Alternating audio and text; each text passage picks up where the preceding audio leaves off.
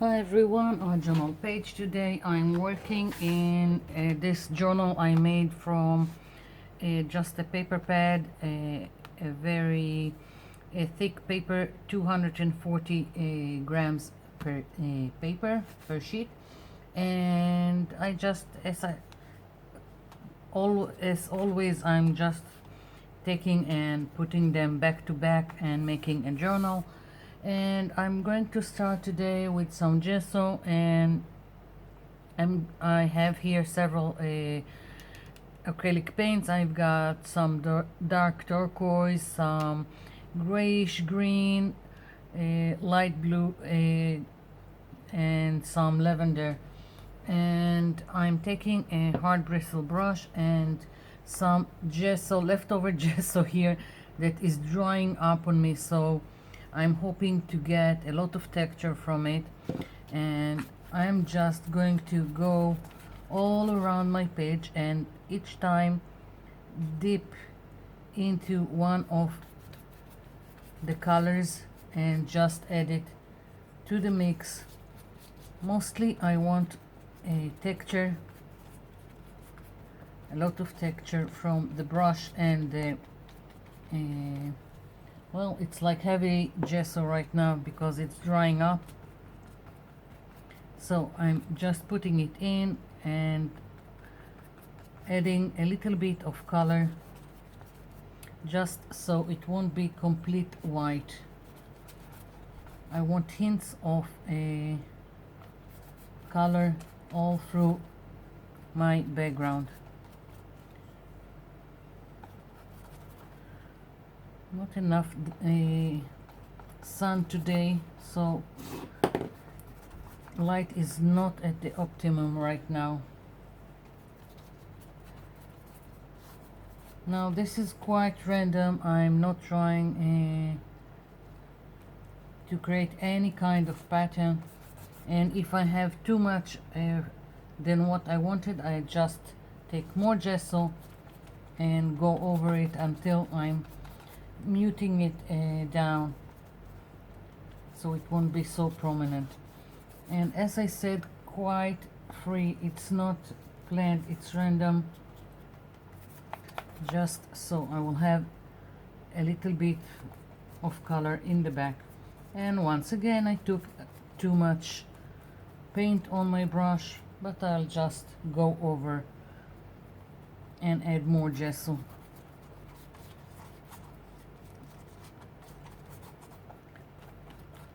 I'm trying to break any kind of long strokes. I want lots and lots of texture, not straight lines.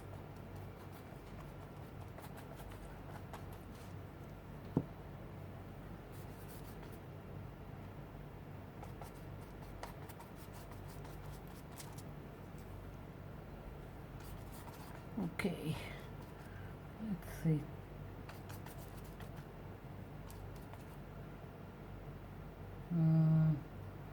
I want a little bit more of this green here, and I need to go over this turquoise here, that it's a little bit too much.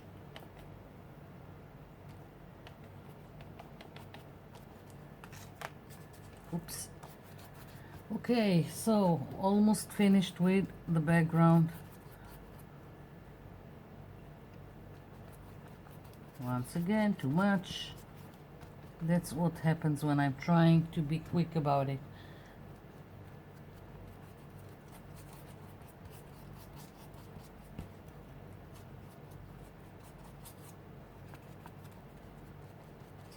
Okay, almost done. I really like this olive green, this grayish green. It really works nicely with the gesso, so I'm just adding it in several places, just a little bit more. And this lavender, maybe a little bit here. Yeah, okay, I've got my background, and now I am going to let this dry before I continue. I'll be back. I'm back. So this is dry, and I want to add more interest to my background. I've got this stencil that I made, and I want to try and use this Distress Oxide Ice Spruce to do this like raindrops. I hope it will take on this kind of background. We shall see. So putting it here, and this is a makeup sponge.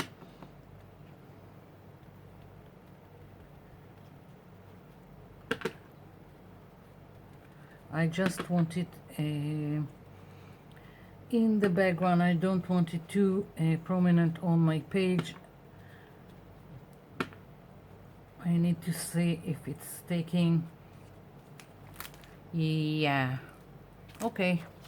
So I was just worried, but it worked. So again, just in several places, quite random. So I will have more interest in the background. Yeah. Maybe.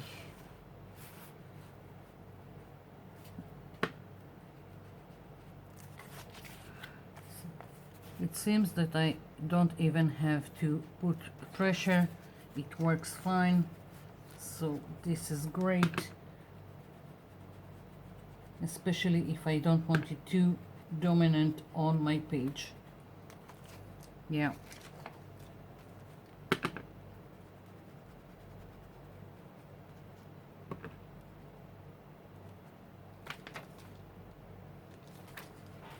Just a little bit more. Quite random and where I think it's needed.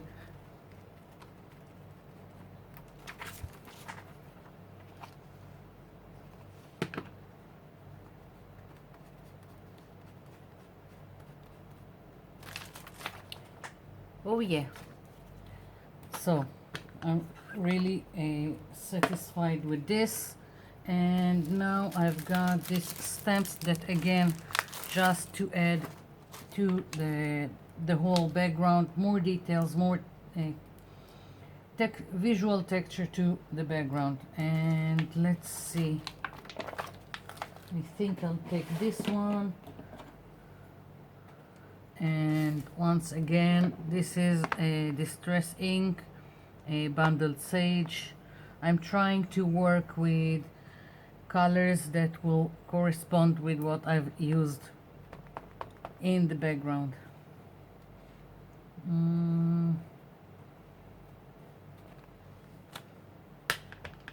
Again, it's not supposed to be too dominant.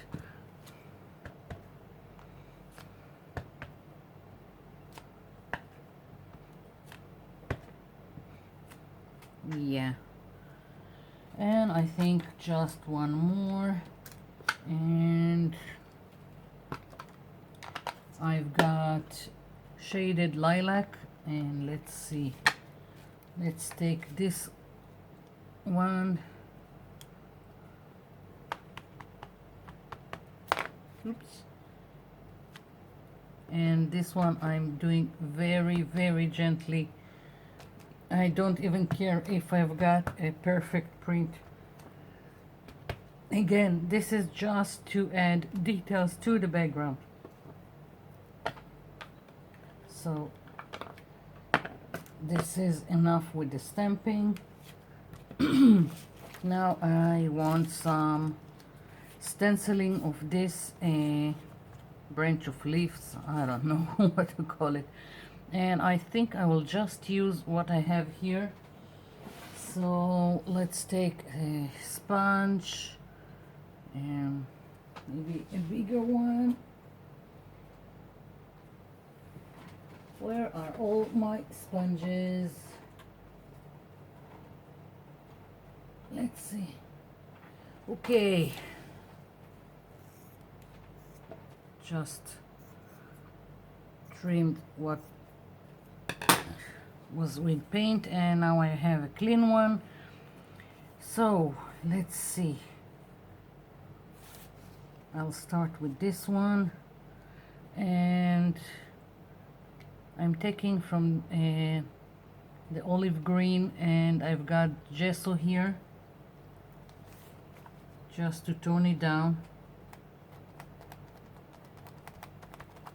And so I won't have a solid color. I want variation, and so it will just go with the whole thing. Mostly when I'm stenciling, I don't like to use one color. It looks too plastic, too flat.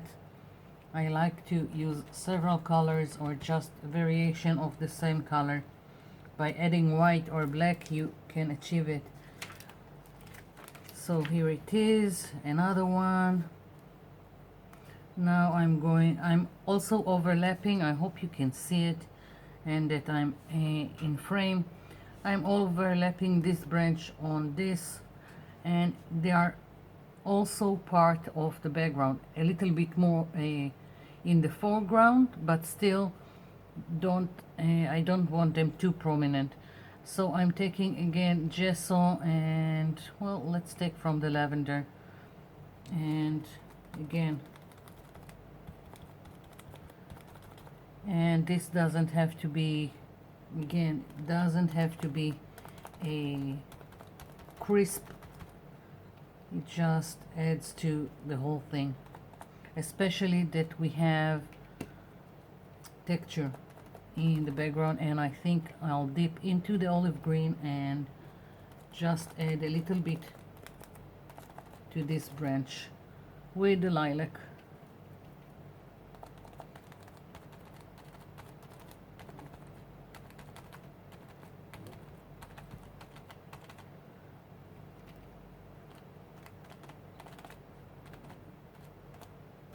You see, if I feel that something is too flat, too one color, I just dip into the gesso or another color and add to the whole. Here it is. So I want more branches, and let's try. I'm afraid to use the turquoise. It's very dominant, so I'll leave it be, and let's try to take from the gesso on, and this blue. I still have a little bit of the lavender here on my sponge, so it all mixes together, and I think it's great because everything just more cohesive this way.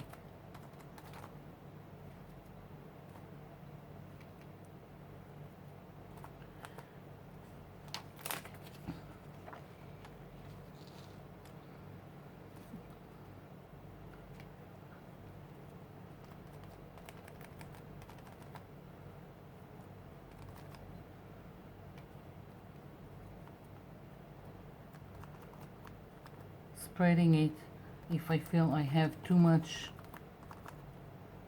on my sponge.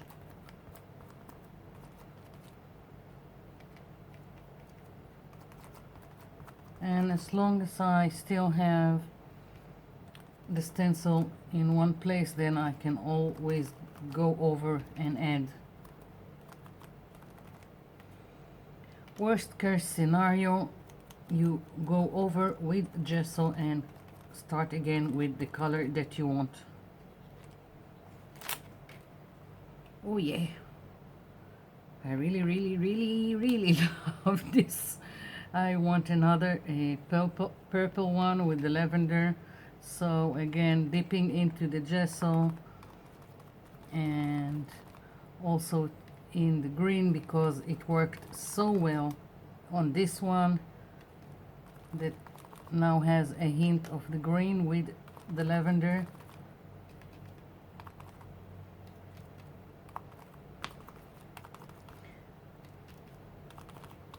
As you can see, I'm not cleaning my sponge. I'm using it as is, and I get more variations this way. Oh wow, yeah, that's what I was aiming for, but I think I want to go all across this double spread and add this branch, so I'm going to continue doing the same thing and I'll be back. Okay, so background is finished and now I'm moving on to my focal point, and my focal point is this flower this rose that I've dried, and I want to give it a little bit of base background that will distinguish it from the rest of the page. I've got here some handmade paper that don't even remember where I've got it, and let's see, I'm turning it over just so I can take a pencil and roughly see the size that I want. Let's see, like this, and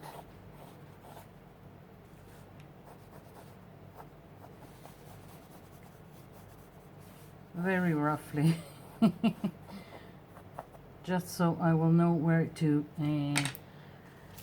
cut. So moving this aside, I'm going to use this these are kids scissors with a pattern, and that's what I'm going to use. Let's see.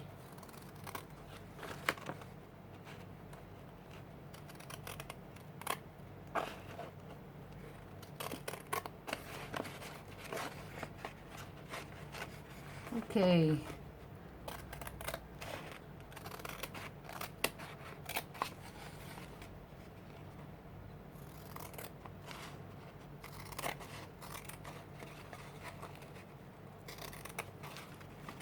Moving this. Now the other edges, just so everything will be the same. I thought at first of tearing it to have rough edges, but sadly, because there is inside this page there is this skeleton leaf, it can't be torn. So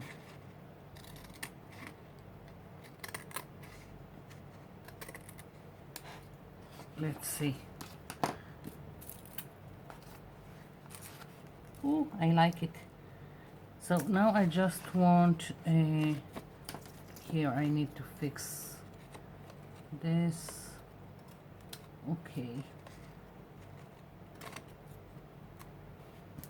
I want to go over the edges again with this Bundle Sage Distress ink, just so it will be oops, it will go with the rest of the page, and I'm going roughly entering inside, you see,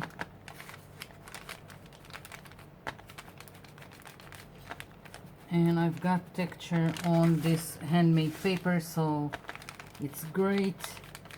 It's picking up the ink, the distress ink, quite nicely.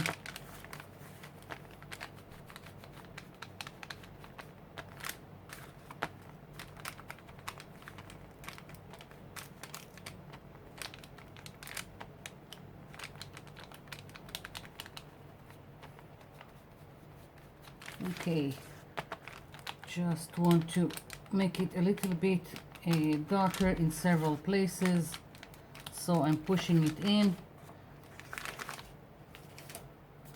Let's see.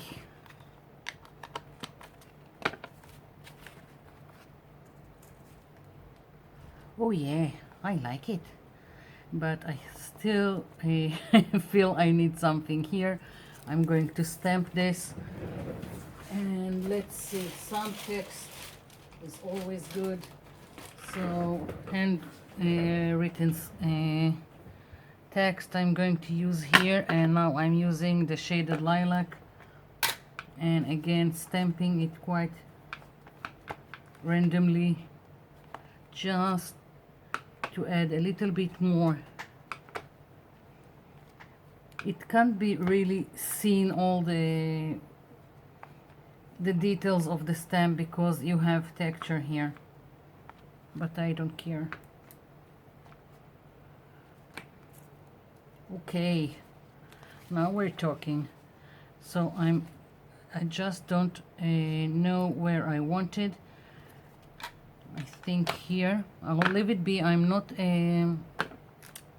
gluing it yet because I want to go around my page and to frame it, and I want to use a stamp for it.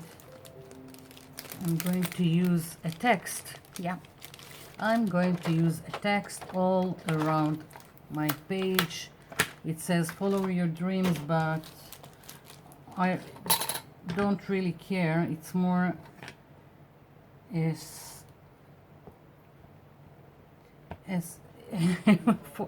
so to frame it and not it does. I don't really care what it says.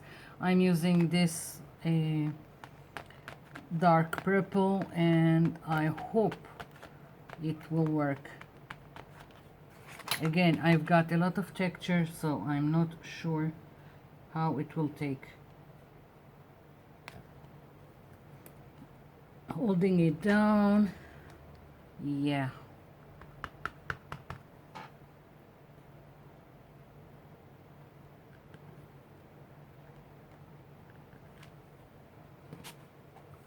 So I'm just going to go around my page with this stamp, and I'll be back.